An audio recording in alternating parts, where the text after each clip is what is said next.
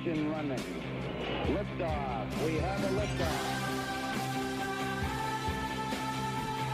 So I sometimes think I should do more of these, and then I don't, and sometimes I think I should. I have no idea. You can let me know what you think. It's Eric Erickson here with TheResurgent.com, and this is a podcast. This is not part of the radio show. This is just for podcast listeners. And I'll tell you, I need to give you a caveat before we go into this program here tonight. Or whenever you get it. I'm recording it at night. And that is, don't take more from this. Don't read more into this than what I am giving. And one of the things that I enjoy doing with listeners of my show is being very candid and very real. I've been more and more mindful of this over the last number of years with the rise of people who pose for Instagram. For example, there was a guy I actually unfollowed because of this. Guy I noticed and suddenly was taking all sorts of celebrity-esque pictures, walking, hiking, coming off a private plane, what have you. Just rather, he wasn't at a lifestyle point to be able to have a private jet, and was taking these pictures and whatnot, and it was whole ridiculous. And a friend of mine said that there's this craze on Instagram now where people travel around with a tripod and take pictures of themselves as if they have a photographer with them. The whole thing is absolutely ridiculous. That level of promotion and that level of perfection, the whole idea that everything is hunky-dory and fine when we know it's not. Your house is a wreck. My house is a wreck. At this point in my life, we have a lady who comes and helps clean up our house and organize things on Fridays, and our house is a wreck by Saturday because we've got an elementary school boy. The place can be wrecked. My office is a wreck right now. And yet you look on Instagram and everybody has perfect pictures. I got to do a better job of putting the recipe fails on. And so I have told myself, and I've done this several times before, that sometimes it's worth me having these frank, real chats with you guys who are listening, and so that you know that you're not alone. The world's not perfect. There are problems. And so that's what this is. A confessional, if you will, with my listeners. Who you're not going to get it on radio, but you'll get it on the podcast. My most ardent listeners. So here's my confession. I am right now I feel overwhelmed. We have Christy Scans on Tuesday morning. Her next round. Every 3 months we go through this. My dad has been unwell, very high blood pressure. He and my mom live about 10 hours away from me.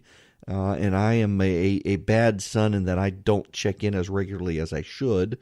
Because life gets so busy, and we've changed Gunner from his old school to a new school, and without having a Fox contract right now, the financial strain is just overwhelming right now. I've had several offers come through, and none of them have really been confirmed.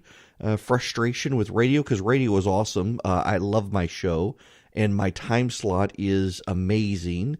And yet I would love to have a full 3 hours in a show. And I keep thinking maybe I need to figure out a way to do a 3-hour show for syndication and then come back for my local show in the evening in Atlanta. And then there's the Resurgent, where we are on the right track. The traffic is growing. Revenue is up. We are putting together this conference. It's going to be amazing in August. And yet I find myself on the verge of having to beg for money again from readers. If you want to donate, text the word donate to 345-345. I'm not kidding. I feel awful, but I'm getting desperate. And all these things I've literally been waking up in the middle of the night. And my motto is more and more becoming, why pray when you can worry? There's been a lot of worry and a lot of stress in my life right now, worrying about finances and my kids and my wife and my parents and career trajectory and everything else. And yet I am so overwhelmingly blessed, and sometimes have to fight through the funk and remember the things that I'm thankful for. And I bet you're the same way. Because I get like this on occasion. And I have friends who say, oh, you should go to therapy. They can give you, I don't want a pill. This is called life. And there are highs and lows, and there are in-betweens. And right now I kind of feel like I'm in a low and waiting for the high, or at least the mid-range to feel like you're taking off again.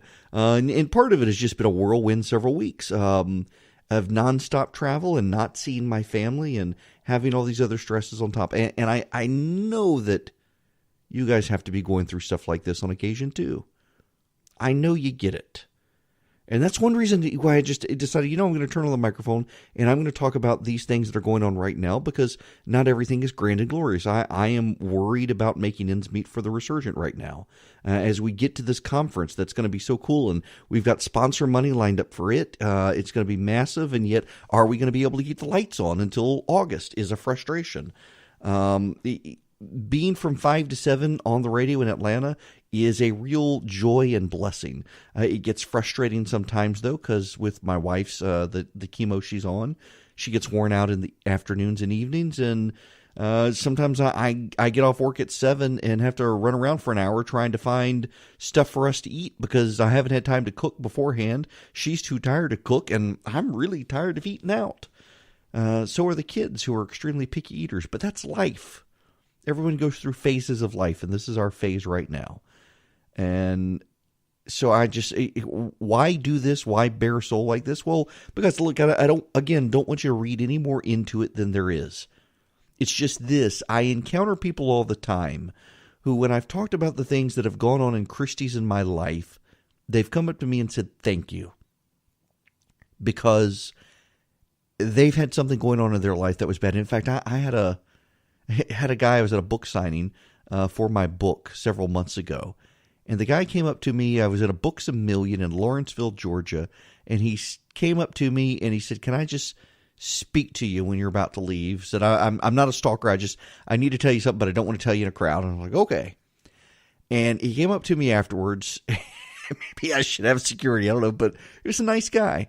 And he said, look, I just want you to know that I was in my car and I got a phone call from my wife. And I'm sitting in my car at a gas station trying to leave, and she's telling me that she has had a boyfriend and she wants a divorce. And it's not her, it's me. And he said, my world ended. He said, I didn't know what I was going to do. And here's my wife telling me she's been cheating on me. And he said, I don't know what I'm going to do. And then he said, and I just happened to have the radio on when I started the car, and you're telling me about your wife's situation with cancer, and you had been in the hospital with blood clots. This was back in 2016. I didn't find out about it until last year. And he said, he said, I immediately realized that, my life sucks, but your life sucks more than mine. It'll be okay. And so, I really was inspired by that. That, sometimes it's worth bearing your soul, warts and all, because things aren't always all right. And sometimes you do get in a funk, and I have been in one. And I find the best way to get out of a funk sometimes is just to bear all. Honestly, sometimes I wish I'm better bearing all with my wife in these things and having these conversations, but I don't want to burden her, so I burden my listeners instead. She's got enough going on in her life. So that's it. That's why I do this. It is to tell you all that I know it's going to be okay. And if you're in one of these funks, you will eventually, so save this podcast.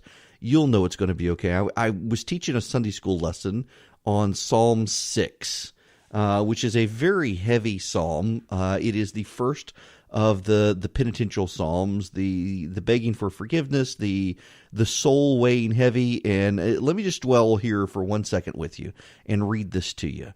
Psalm 6. O Lord, rebuke me not in your anger, nor discipline me in your wrath. Be gracious to me, O Lord, for I am languishing. Heal me, O Lord, for my bones are troubled. My soul also is greatly troubled. But you, O Lord, how long? Turn, O Lord, deliver my life. Save me for the sake of your steadfast love. For in death there is no remembrance of you. In Sheol who will give you praise? I am weary with my moaning. Every night I flood my bed with tears. I drench my couch with my weeping. My eye wastes away because of grief. It grows weak because of all my foes. Depart from me, all you workers of evil, for the Lord has heard the sound of my weeping. The Lord has heard my plea. The Lord accepts my prayer. All my enemies will be ashamed and greatly troubled. They shall turn back and be put to shame in a moment. Now, a couple of takeaways from this. First of all, you don't get it from the ESV translation or the English translations, but he's saying Yahweh. He is using the personal name of God. Yahweh, rebuke me not in your anger, nor discipline me in your wrath. Be gracious to me, Yahweh, for I am languishing. Turn, Yahweh, deliver my life. Depart from me, all you workers of evil, for Yahweh has heard the sound of my weeping. Yahweh has heard my plea. This is a very personal prayer. There's no perfunctory statements, grand highfalutin statements before the presence of the Lord. This is just, Yahweh, help me. I am burdened. This is someone who has a spiritual trouble that has affected him physically. The spiritual trouble is weighing on him so much. It affects him physically. And he's crying out to Yahweh, saying, Yahweh, deliver me, help me, please, Yahweh. It's a personal plea to the personal God. And what's so amazing about this is there isn't a litany of petitions. Please, God, help me with my finances. Please, God, make sure my wife's okay. Please make sure my dad's okay. Please make sure my kids are okay. Please make sure my job's okay. Please help me here. Please bless us. Please. There's none of that. It's just, please, God, help me. Please, God, help me. Please, God, help me. My enemies surround me. I'm crying every night. I'm overwhelmed. Please, God, help me. Without really any specific petitions for help, just a cry for help. And then what happens? In the 8th verse, suddenly it's, you know what? It's going to be okay. God's listening to me. My enemies are going to flee from me. God's got this. There is something in praying out like this for relief that causes the relief, that the prayer does. You know, I'm a Reformed Presbyterian, and you ask a Presbyterian, you ask someone from Reformed background, why pray? And the answer is usually, because God says so. Because God does say so. But a great seminary professor of mine, Bruce Lowe, said that takes the wonder and mystery out of prayer. Because God says to bring your prayers to Him. It's a sin not to. He says to pray for relief, to petition Him. It's a sin not to. He says to cast your worries on Him. It's a sin not to. He says that His mind can be changed by your prayers. You can persuade God. Now, we don't understand how this all works. God says pray. We're supposed to pray. God knows all. He knows the beginning. He knows the end. He knows everything in between. He already knows what you're going to pray, but He says pray anyway. We can change His mind. We don't know how it works, but we know we're supposed to, and we know it works wonders. And we see this in Psalm 6, that this person is so spiritually burdened, he's physically ill, and he prays. In just a few lines of his prayer, suddenly he realizes it's going to be okay. God's got this. And sometimes we need to realize it's going to be okay. God's got this. We can be burdened by our prayers, or unburdened by our prayers, I should say. We can be burdened by our problems. We can be burdened by other people's problems. But God's got this. Sometimes you got to open. Sometimes you got to let other people know you're going through a funk, as I feel like I have been. But even talking about it can be cathartic. Even talking about it can make you be okay. And I find that me talking about it can help other people realize that it's going to be okay for them. And then you turn to prayer and you say, you know what, God, you've got this. I don't. You got the solutions. I don't. You don't need to be on your knees. You can be in your car driving. You don't need all the magical incantations to get to God. You just say, God, please help. And He listens. And more often than not always, but more often than not, by the time you're done praying, you realize God does have this. And sometimes you got to pray even more. God's a good God. It's been good talking to you guys. Have a good night.